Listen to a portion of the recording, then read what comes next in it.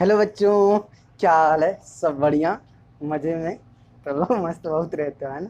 चलो, क्या पढ़ेंगे बेटा? हम लोग 3.6 कर रहे थे। 3.6 में क्वेश्चन 1 की 8 पार्ट कर लिए हैं। क्वेश्चन 2 बात करना है, जिसमें 3 पार्ट्स हैं। वर्ड प्रॉब्लम है, वर्ड प्रॉब्लम करते हैं, शुरू किया जाए।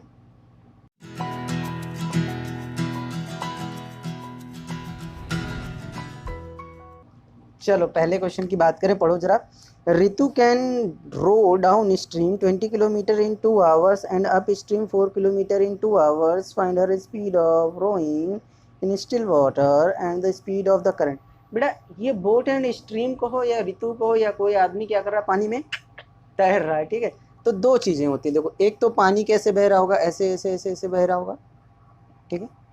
ये मेरा पानी है, ठीक है। ये स्ट्रीम है, क्या बेटा? स्ट्रीम, ठीक है। स्ट्रीम कैसे बह रही है? इस डायरेक्शन में। तो अगर बेटा नाव, जैसे हम बात करते हैं बोट की, किसकी बात कर लें? बोट की। ये बोट जैसा लग नहीं रहा है पर है बोट ही, ठीक है। बोट की बात कर लें या ऋतु की बात कर लें, बात एक ही। तो अगर बोट भी इसी डायरेक्शन में जा रहा है, मतलब ये भी नीचे की तरफ पानी बह रहा है और ये भी इधर जा रहा है, तो इसको कहते हैं डाउन स्ट्रीम। क्या कहते हैं बेटा? Down stream. अगर इसकी स्पीड x ले लेते हैं और इसकी स्पीड y ले लेते हैं, या एक काम करो, सीधा सीधा लो, इसकी x लो, इसकी y, ताकि हमेशा यही रहे, ठीक है। स्ट्रीम की हमेशा y, ठीक, बात समझ। तो डाउन स्ट्रीम में ये भी इधर जा रहा है, मतलब अगर आप ये इमेजिन करो कि आपको पीछे से कोई धक्का दे रहा हो, तो आपकी स्पीड क्या हो जाएगी? आप साइकिल चला रहे हो, साइकिल को पीछे से कोई धक्का दे रहा हो, ठीक है। साइकिल को धक्का दे रहा हो तो आपकी स्पीड तो है ही है, पीछे से क्या कर रहा है, एक एक्सटर्नल फोर्स भी लग रहा है। तो external force can increase your speed up, ठीक है। या दूसरी तरीके से बात करें, जब हवा चल रही थी, पीछे से हवा चल रही है और हम साइकिल चला रहे हैं, तो हम तेजी से चलते जाते हैं। लेकिन वही अगर आगे से हवा चल रही हो तो हमको साइकिल चलाने में बहुत मेहनत लगती है, ठीक है। उसी तरीके से ये डाउन स्ट्रीम, नाव जब क्या कर रही है, स्ट्रीम यानी नाव यानी बोट क्या है, धारा की दिशा में है, यानी डाउन स्ट्रीम, ठीक है। तो हम क्या कहते हैं, दोनों की जो स्पीड होता है उनका रिलेटिव सम हो जाता है, ठीक है। डाउन स्ट्रीम की स्पीड जो होगी वो बोट प्लस स्ट्रीम की स्पीड होगी। अब क्या कर रहा है, मेरा पानी ऐसे ऐसे बह रहा है, बह रहा, यानी अब स्ट्रीम यहाँ पे नीचे बह रही है, लेकिन हमारी नाव जो है भैया, हम क्या है, खतरों खिलाड़ी एकदम, है ना। क्या है? खतरों खिलाड़ी, ठीक है। मानेंगे नहीं, ये बैठे हैं, ये बोट चलाए जा रहे, और बोट हम कहाँ ले जा रहे हैं बेटा? इस साइड, धारा नीचे की तरफ जा रही, हम बोट ऐसे ऐसे, पानी ऐसे ऐसे बह रहा, बोट हम ऐसे ऐसे चले जा रहे हैं, ठीक है। बोट हम, पानी ऐसे ऐसे, बोट ऐसे, पानी ऐसे ऐसे, बोट ऐसे ऐसे, ठीक है। यानी अब उधर से हवा चल रही है और मैं क्या कर रहा हूँ, साइकिल चला रहा हूँ, साइकिल चला रहा हूँ तो बहुत ताकत लग रही है, लेकिन साइकिल उतनी तेज चल रही है। क्यों नहीं चल रही है बेटा? क्योंकि ये वाला बंदा कहाँ जा रहा है? इधर। और आप कहाँ जा रहे हो? सॉरी, ये हमने वाई लिया है। ये वाला एक्स कहाँ जा रहा है? ऊपर। यानी बोट कहाँ जा रही है हमारी? ऊपर। या फिर ऋतु की बात कर लो, तो ये कहाँ जा रही है बेटा? ऊपर की तरफ, है ना। और ये कहाँ जा रहा है? नीचे की तरफ। तो इसको कहते हैं up stream. Up stream, up stream मतलब क्या हुआ, स्ट्रीम में हम धारा के ऊपर की तरफ जा रहे हैं। डाउन स्ट्रीम मतलब जो हमारी स्ट्रीम है उसमें डाउन की तरफ जा रहे हैं। अप स्ट्रीम मतलब स्ट्रीम में ऊपर की तरफ जा रहे हैं। तो अगर मान लो स्पीड क्या होगी, अब यहाँ पे एक चीज़ समझने वाला है, इसकी स्पीड हमेशा x माइनस वाई होगी। x हमेशा ग्रेटर देन y होगा। क्यों ग्रेटर देन y होगा? अच्छा ये बताओ, अगर आप बोट, मान लो बोट की स्पीड कितनी है? 15, और इसकी स्पीड कितनी ले लें? 10। तो 15 माइनस 10 करोगे तो 5 आएगा, यानी 5 की स्पीड से आप ऊपर जाओगे। अगर यार बोट की स्पीड 10 हो जाए और स्ट्रीम की स्पीड क्या हो जाए? 15, तो आप क्या कहोगे? 10 माइनस 15 इक्वल टू माइनस 5, यानी आप आगे जा ही कहाँ रहे हो? आप स्ट्रीम में, ठीक है। पानी आपको पीछे लेके बह रहा है, ठीक है। इट मीन्स कि आपकी स्पीड हमेशा स्ट्रीम की स्पीड से ज़्यादा होनी चाहिए, वरना वही आपको बाहर ले जाएगा, फिर तो आप बह गए, बचा क्या, ठीक है। ये कॉन्सेप्ट समझ में आया। डाउन स्ट्रीम में स्पीड प्लस हो जाती है और अप स्ट्रीम में स्पीड माइनस हो जाती है। वो भी किस में से बेटा? जब आप तैर रहे हो, चाहे स्विम कर रहे हो या फिर आप बोट चला रहे हो, तो बोट की स्पीड में से प्लस या माइनस होगा। कॉन्सेप्ट समझ में आया? मेन मुद्दा क्या है? कॉन्सेप्ट वाला ही है, ठीक है। क्योंकि एक का एक क्वेश्चन आपके एग्जाम्पल में भी है, ठीक है, बाकी तो हर कोई जानता है speed equal to distance upon time होता है। चलो कर ले रितु, लेट कर ले, लेट पे करो, let the speed of Ritu in still water. Still water में उसकी स्पीड कितना है बेटा, x किलोमीटर पर आवर। ठीक है, स्पीड ऑफ स्ट्रीम, स्ट्रीम की स्पीड क्या है, y किलोमीटर पर आवर। ठीक है, तो हम क्या जान पाएंगे कि स्पीड इन डाउन स्ट्रीम, तो डाउन स्ट्रीम में उसकी स्पीड क्या हो जाएगी बेटा, x plus y kilometer per hour, x plus y kilo. अगर डाउन स्ट्रीम हो गया तो अब स्पीड इन अप स्ट्रीम में उसकी स्पीड क्या हो जाएगी बेटा, x minus y kilometer per hour. इतनी बात समझ में आ रही। चलो, तो आप कह रहा है, रितु को कह रहा है, अच्छा एक फॉर्मूला जानो, स्पीड इक्वल टू क्या होता है, डिस्टेंस अपॉन टाइम। यानी टाइम इक्वल टू क्या हो जाएगा बेटा आपका, speed, sorry distance upon speed, distance upon speed. ठीक है, तो पहले वाले केस में देखो क्या कह रहा है, पहले वाले केस में कह रहा है कि रितु जो है वो क्या करती है, 20 किलोमीटर डाउन स्ट्रीम जाती है और कितना, 2 घंटे टाइम लेती है। यानी 20 किलोमीटर और डाउन स्ट्रीम में मतलब x प्लस वाई से, और घंटे कितने लेती है, 2। ठीक है, क्रॉस मल्टीप्लाई करोगे क्या आ जाएगा, 20 इक्वल टू 2 ब्रैकेट में x प्लस वाई। अब अंदर मल्टीप्लाई करने की जरूरत नहीं है, इसको डिवाइड कर दो इधर लाके, तो 2 इक्वल टू क्या हो जाएगा, x प्लस वाई। ठीक है, यहाँ से आ जाते हैं, 2 से देखो कट गया, 2 1 जा 2, 10 जा 20, यानी x प्लस वाई की वैल्यू क्या आ गई आपका बेटा, 10। ये पहली इक्वेशन बन गई, बेहतर। दूसरी बार में क्या कहता है, देखो वो कहता है कि अप स्ट्रीम में 4 किलोमीटर, अप स्ट्रीम की स्पीड, ये इसी फॉर्मूले से कर रहा है, distance upon speed equal to क्या है, कितने घंटे लेती है, 4 ही घंटे लेती है कि 2 घंटे, 2 ही घंटे। ठीक, 2 घंटे, यहाँ भी 2 घंटे।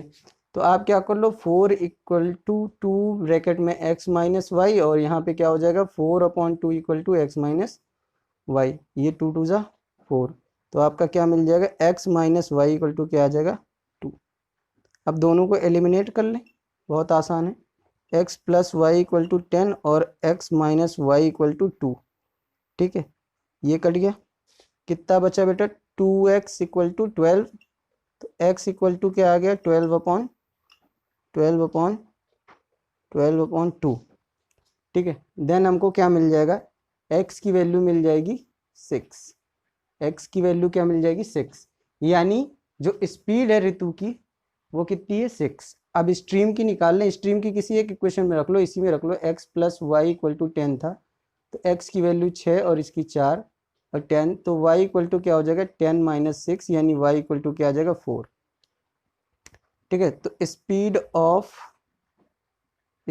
Of Ritu in still water is 6 kilometre per our. ठीक है, स्पीड ऑफ स्ट्रीम कितनी है बेटा, 4 किलोमीटर पर आवर। चलिए कॉपी कर लीजिए। चलो सेकंड क्वेश्चन की बात किया जाए। सेकंड क्वेश्चन क्या कहता है, पढ़ो जरा। कह रहा है 2 women and 5 men can together finish a piece of embroidery in 4 days, while 3 women and 6 men can finish it in 3 days. Find the time taken by 1 woman alone to finish the embroidery and that taken by 1 man alone. कह रहा 2 औरतें और 5 आदमी किसी embroidery यानी कढ़ाई के काम को क्या करते हैं, 4 दिनों में पूरा करते हैं। वहीं 3 औरतें और 6 आदमी उसी काम को 3 दिन में फिनिश करते हैं। अब आपको बताना है कि एक अकेला आदमी या एक अकेली औरत, ठीक है, दोनों का बताना, दोनों कितने दिनों में ख़त्म करेंगे। ठीक है, तो ये वर्क और एफिशिएंसी का है। वर्क और एफिशिएंसी में आप एक चीज़ जान लो कि एफिशिएंसी जो होती है बेटा, एफिशिएंसी जो होती है वो क्या होती है, जो वर्क डन होता है वो एफिशिएंसी इनटू डेज होता है। यानी टोटल वर्क की अगर बात करेंगे, टोटल वर्क क्या होता है, एफिशिएंसी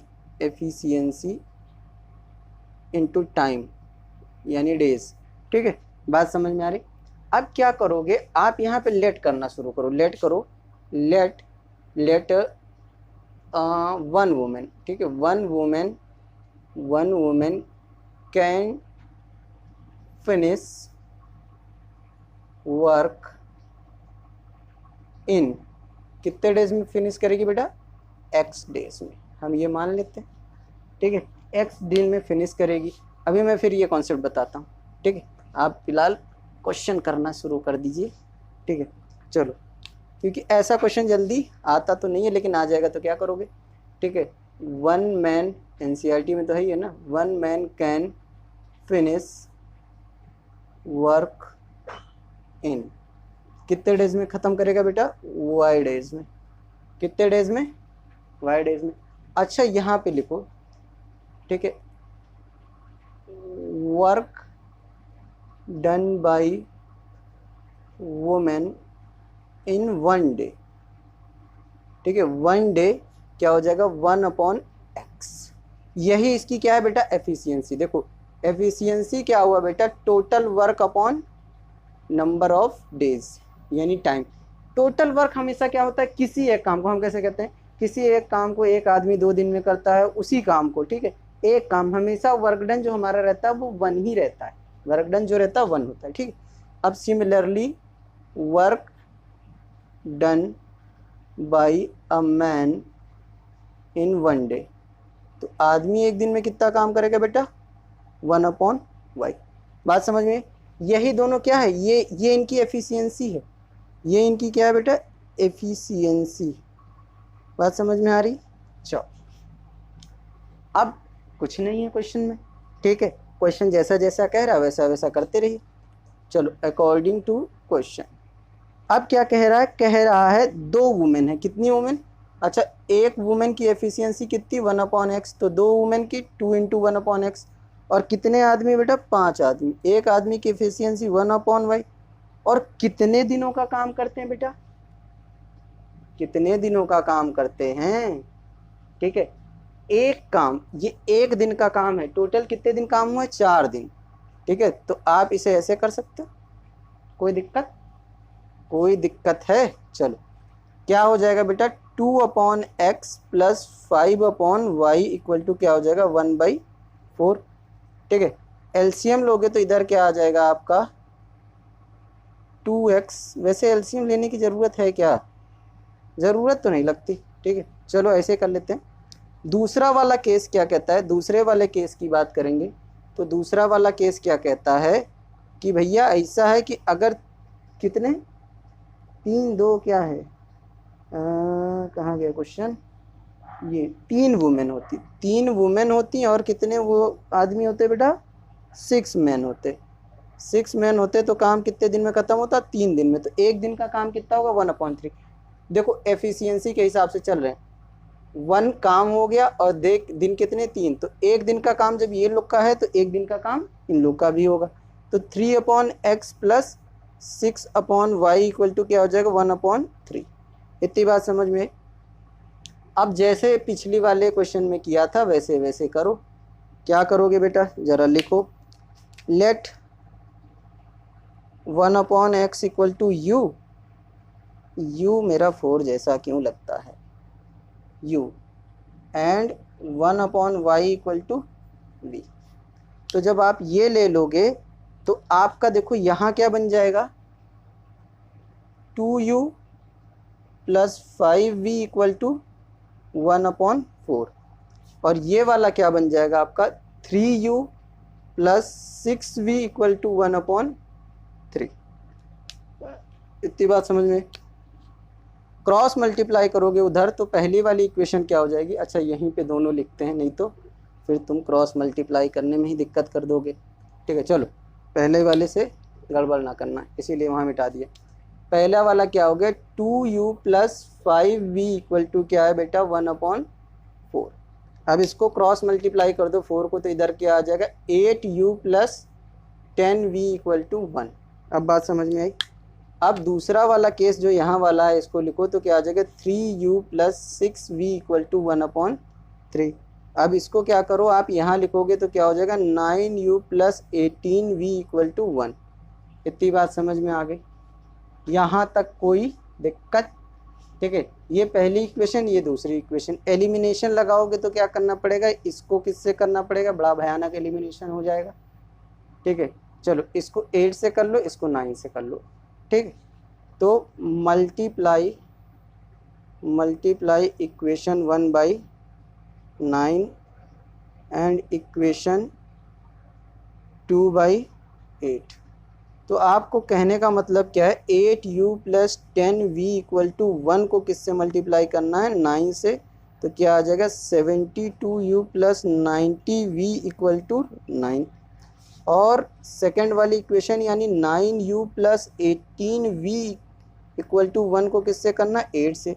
तो ये भी क्या हो जाएगा 72u प्लस 8 8 64 के 4 हाथ लगा 6, 8 1 8, 8 6 14, 144v इक्वल टू 8।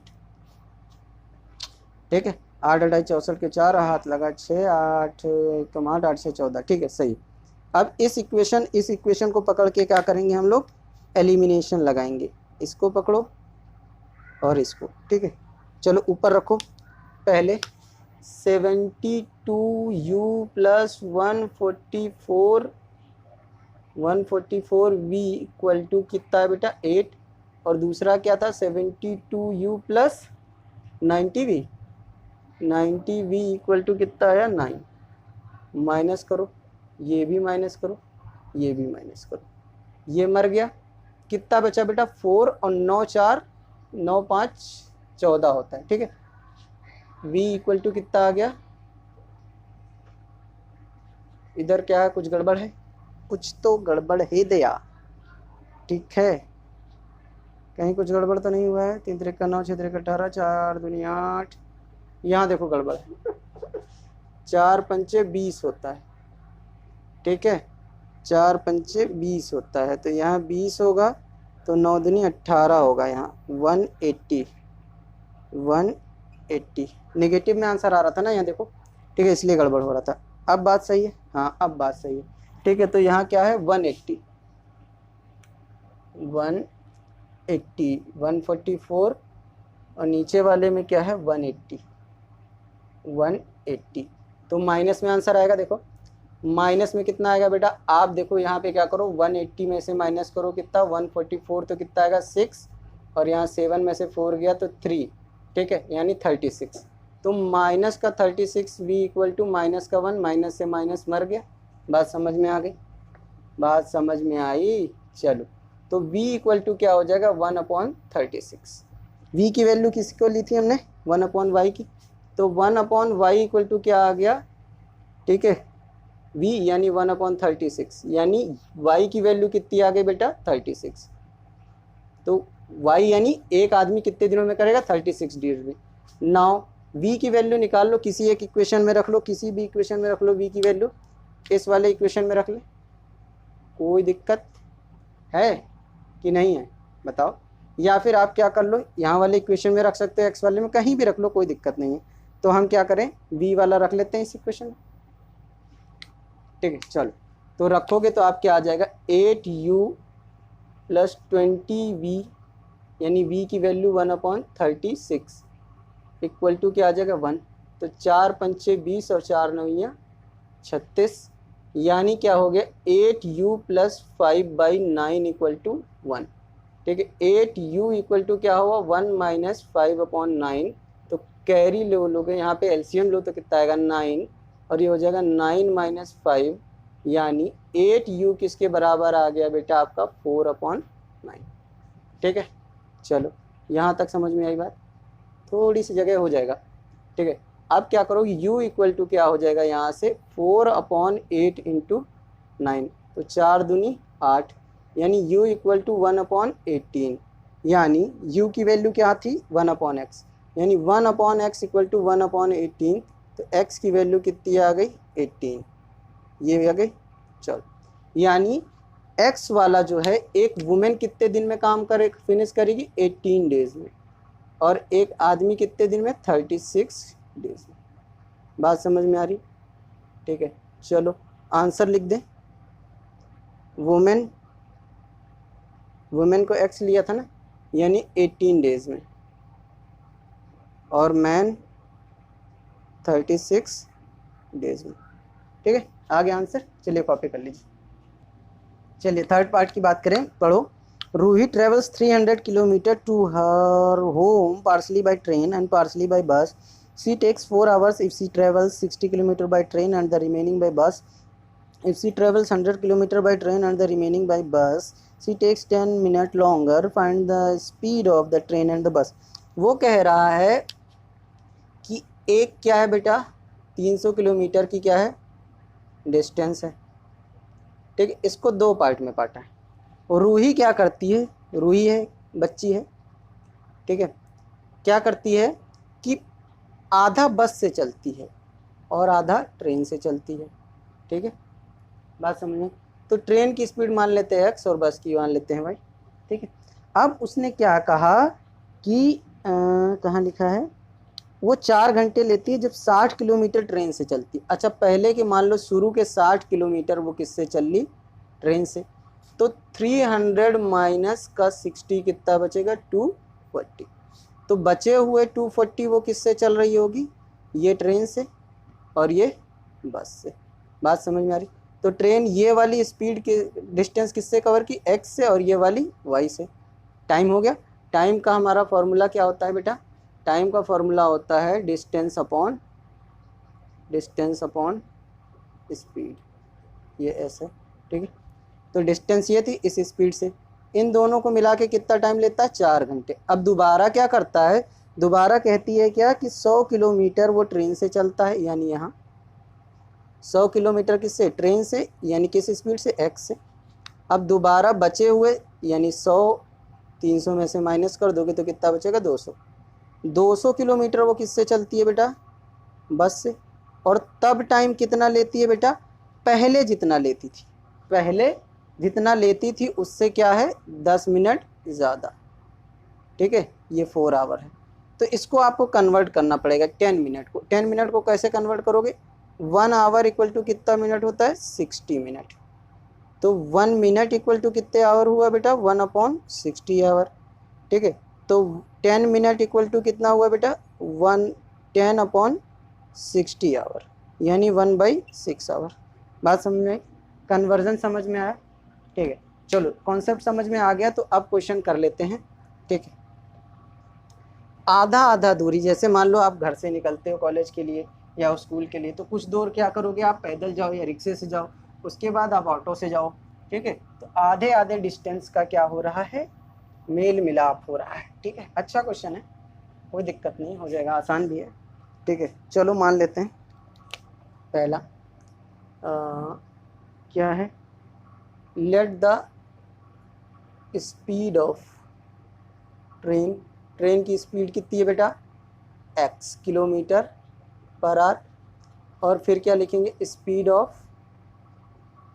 ऑफ बस कितना है बेटा, y किलोमीटर पर आवर। ठीक है, अब अकॉर्डिंग टू क्वेश्चन सीधे आ जाते हैं, या आप चाहो तो एक डायग्राम मेंशन कर लो कि क्या है बेटा, कितना है, 300 किलोमीटर ही चलना है। और फॉर्मूला लिख लो, टाइम इक्वल टू क्या होता है, डिस्टेंस अपॉन स्पीड। ठीक है, अब सही है।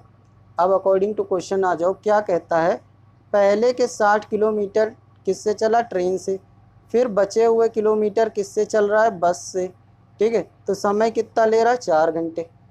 ठीक है, फिर क्या कहती है, कहता है कि 100 किलोमीटर अगर वो इससे चलता और बचे हुए किलोमीटर बस से चलता, ये भी समझा दिया है ना। ठीक, 100 किलोमीटर ट्रेन की स्पीड से, x से, टाइम आ गया 200 का ये। ठीक, टाइम आ गया, क्यों, डिस्टेंस अपॉन स्पीड, डिस्टेंस इतनी।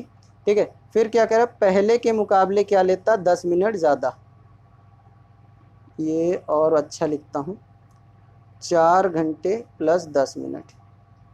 ठीक है, फिर से 10 मिनट का डेरिवेशन दिखाऊँ, 10 मिनट इक्वल टू होगा 10/60 आवर, दैट इज़ 1/6 आवर। तो आप इसको क्या लिख सकते हो, 100/x plus 200y equal to 4+1/6, that is multiply करो तो कितना आ जाएगा 25/6 आवर एलसीएम लेके। इतनी बार समझ में आ गई, समझ में आई। चलो अब वही कहानी जो अभी तक हम लोग गा रहे थे गाएंगे फिर से। क्या गाएंगे? सारे के सारे गामा। चलो late 1/x equal to u और 1/y इक्वल टू v। ठीक है, तो आपका ये वाला इक्वेशन क्या हो जाएगा बेटा? 60u प्लस 240y यानी v इक्वल टू 4। और ये वाला इक्वेशन क्या हो जाएगा? 100u plus 200v equal to कितना हो जाएगा? 25/6। इतनी बात समझ में आ रही? इस वाले को इधर मल्टीप्लाई करोगे क्रॉस तो क्या हो जाएगा? 600u plus 1200v equal to 25। ठीक है, ये इक्वेशन 1 थी, ये इक्वेशन 2 है। एलिमिनेट करना है इस वाले को, देखो इस वाले को देखो, ठीक है, सिर्फ इसी वाले को। तो आप देखोगे यहाँ सिर्फ 10 कम है, तो क्या लिखो बेटा? Multiply equation 1/10। तो आपका मतलब क्या हुआ? 60u plus 240v equal to 4, और इसको आप किससे मल्टीप्लाई किए हो? 10 से। तो क्या आ गया? 600u प्लस 2400v और 40। ठीक है, आप क्या कर लो? एलिमिनेट कर लो। एलिमिनेट कैसे करोगे? 600u प्लस 2400, ये 4 है, v इक्वल टू 40। अब इसके नीचे रखो 600u प्लस 1200v, और ये कितना था बेटा हमारा? 20 का 5। ठीक है, सब्सट्रैक्ट करेंगे, ये प्लस है, ये माइनस हो जाएगा, ये भी माइनस हो जाएगा, और ये भी माइनस हो जाएगा। ठीक है, तो आपका कहाँ आ जाएगा? ये कट जाएगा, और 24 में से तो 1200 v। यहाँ कितना बच गया बेटा? आपका 15 बचा। ठीक है, चलिए नेक्स्ट आगे किया जाए। तो v की वैल्यू क्या आ जाएगी? 15/1200। 5 से काटे या 3 से? 3 पचे 15 और 3 चौक 12, यानी 400, यानी 5/400। या अभी इसको और काट सकते हैं, सीधे काटो। 5 एकम 5, 5 अट्ठे 40, यानी 1/80। ठीक है, तो v की वैल्यू क्या आ गई? 1/80। किसी भी इक्वेशन में रख लो v की वैल्यू, यहाँ रख लो, कोई दिक्कत नहीं है। 60u plus 240v equal to 4, तो 60u plus 240 into 1/80 equal to 4। ये 4 है, नहीं u मत समझना। ठीक है, चलो 0 0 मर गए, 8 त्रिक 24, 3, यानी 60u इक्वल टू 4 माइनस का 3 ये उधर चला जाएगा, या आप अभी दिख नहीं रहा हो तो पहले ऐसे लिख लो। ठीक है, तो 60u equal to 4 minus 3 that is 1, यानी u इक्वल टू क्या आ गया? 1/60। इतनी बात समझ में आई? v की वैल्यू क्या है? 1/80, और u की वैल्यू क्या आ गई? 1/60। ठीक है, अब कंपेयर किया था हमने, तो क्या कहा था कि 1/x क्या है? u है, तो u की वैल्यू कितनी आ गई बेटा? 1/60। तो सीधे कंपेयर करोगे तो x की वैल्यू क्या आ गई? 60। सीधे देखो कंपेयर करो। एंड 1/y इक्वल टू क्या था? v। तो v की वैल्यू कितनी आई है बेटा? 1/80, यानी y की वैल्यू क्या आ गई? 80। बात समझ में आ रही? सीधे सीधे। ठीक है, चलो इट मीन्स क्या है? Speed of train is 60 kilometre per our, और स्पीड ऑफ बस इज 80 किलोमीटर पर आवर। पहली बार ऐसा हो रहा है, बस तेज चल रही है, ट्रेन धीरे चल। चलो ठीक है, कॉपी करो जरा।